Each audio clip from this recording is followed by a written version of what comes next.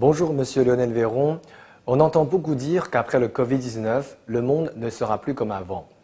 La Chine, premier pays à avoir signalé des cas de Covid-19, est impliquée contre son gré dans une guerre d'opinion, lancée principalement par quelques médias et politiciens occidentaux qui, avec une intention inavouée, s'efforcent de jeter la responsabilité à celle-ci dans la propagation de l'épidémie sur la planète. Les plus radicaux réclament action judiciaire et indemnisation à la Chine. Selon vous, pourquoi un tel procès d'intention et finalement, cela va-t-il aboutir à quelque chose? Je crois d'abord que la motivation première est assez claire, puisqu'elle est partie des États-Unis au mois de février. En fait, nous savons aujourd'hui que dès le mois de janvier, dès début janvier, le président Trump était parfaitement au courant de ce qui se passait en Chine. On a ces informations que depuis peu de temps, en fait, mais il avait déjà reçu des rapports très précis sur la situation en Chine. Et donc ses premières réactions jusqu'à fin janvier étaient assez tempérées, je dirais, par rapport à la Chine. Il a certainement, avec l'aide de ses assistants et de ses proches, il a réalisé que c'était une opportunité extraordinaire pour lui pour affirmer, disons, renforcer la campagne qu'il avait lancée contre la Chine sur le plan commercial, que c'était une occasion peut-être unique de mettre en question, de mettre en doute la sincérité de la Chine de manière générale, dans les négociations en général. Et donc cette possibilité d'utiliser cette pandémie pour nuire à l'image de la Chine. Je crois que ça, c'était d'abord une occasion extraordinaire pour Donald Trump pour renforcer sa position au départ, puisque nous avons vu ensuite à quel point le développement de la pandémie, surtout aux États-Unis, a plutôt contribué à nuire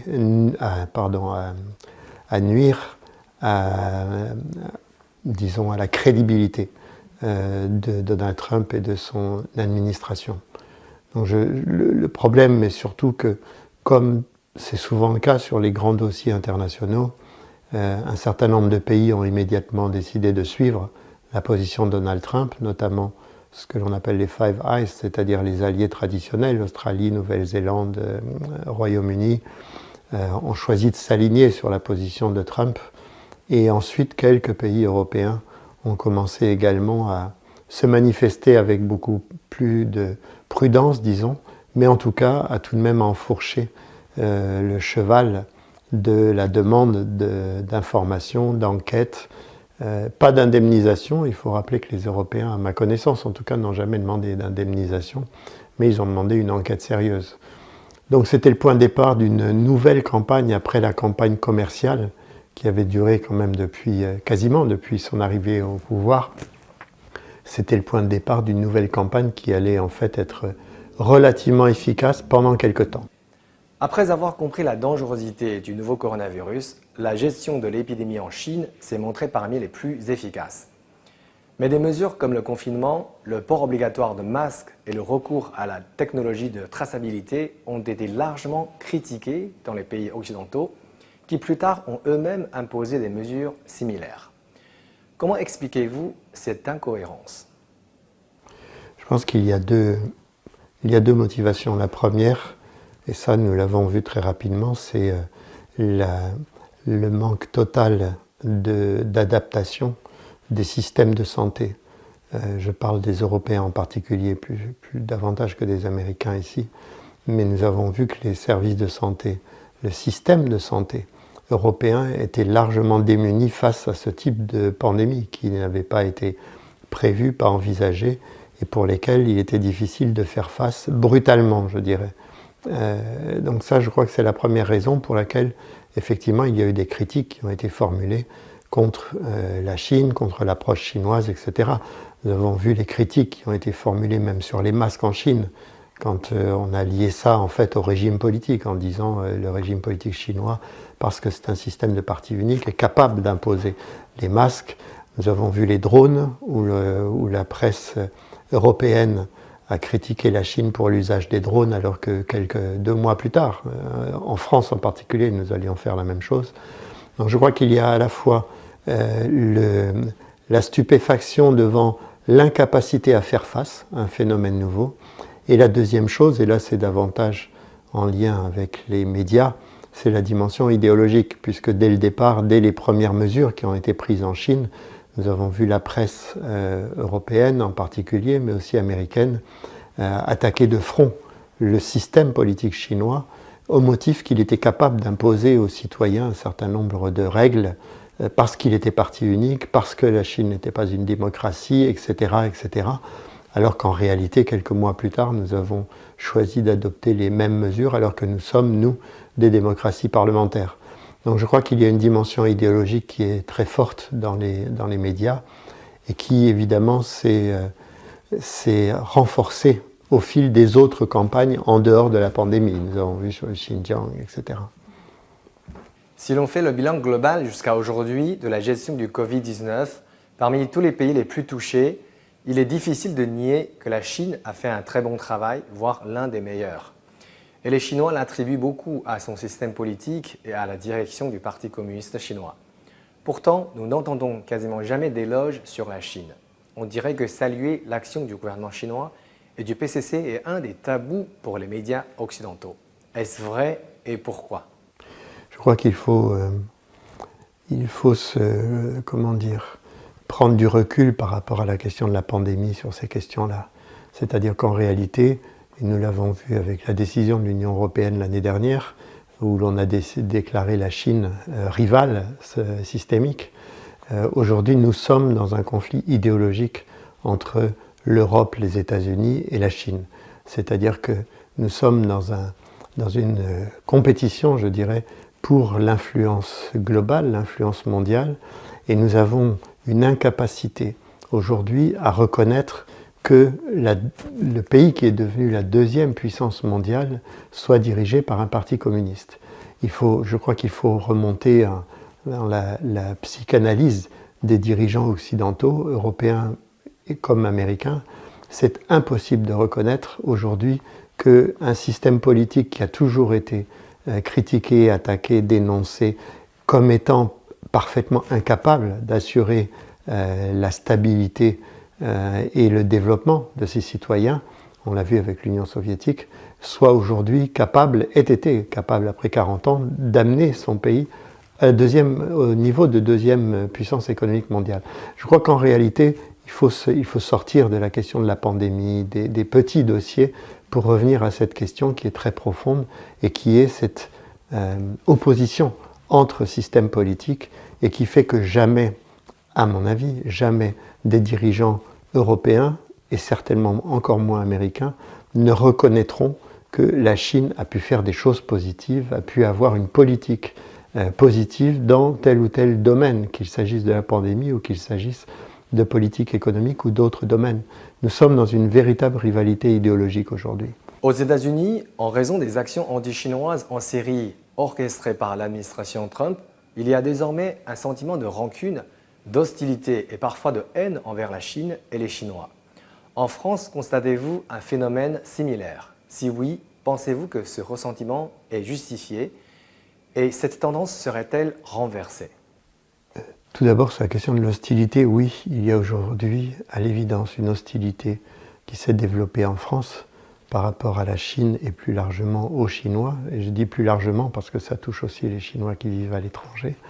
Il y a une hostilité qui est flagrante, que l'on voit, il suffit de lire les commentaires sous les articles de presse, par exemple, ou entendre les propos des uns et des autres. Il y a aujourd'hui une hostilité qui est liée, pour moi, à cette campagne médiatique qui a été développée depuis des mois et des mois contre la Chine sur tous les sujets et qui a finalement ravivé cette ancienne question du péril jaune, de cette menace que représenterait la Chine parce qu'au fond, elle a des capacités de développement économique et stratégique aussi, beaucoup plus importantes que ce que l'on attendait d'elle. Il faut dire que pendant les premières décennies des réformes, que ce soit en Europe ou aux États-Unis, nous avons vu d'un bon œil le développement de la Chine. Pourquoi? Parce que ça permettait à des entreprises occidentales d'aller s'installer en Chine, de produire à moindre coût et de faire du bénéfice, du business dans le cadre de ce développement. Or là, nous avons découvert depuis quelques années que la situation était inversée, c'est que c'était les sociétés chinoises qui pouvaient aussi faire du business à l'étranger, venir investir en Europe ou ailleurs.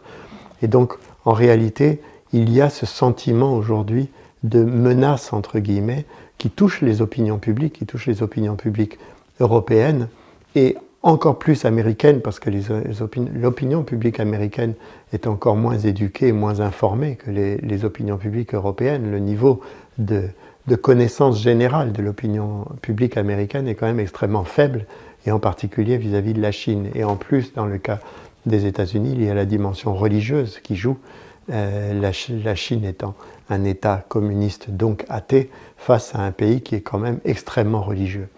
Donc cette hostilité, oui, elle existe, oui, elle se développe, et je crois qu'il va être très difficile aujourd'hui, c'est une tendance, je pense que c'est une tendance lourde, et il sera très difficile aujourd'hui de lutter contre cela, et en tout cas, il faudra pour cela mener une politique de communication qui soit, à mon avis, plus efficace que celle qui est menée actuellement pour faire contrepoint à la campagne médiatique qui est menée chez nous.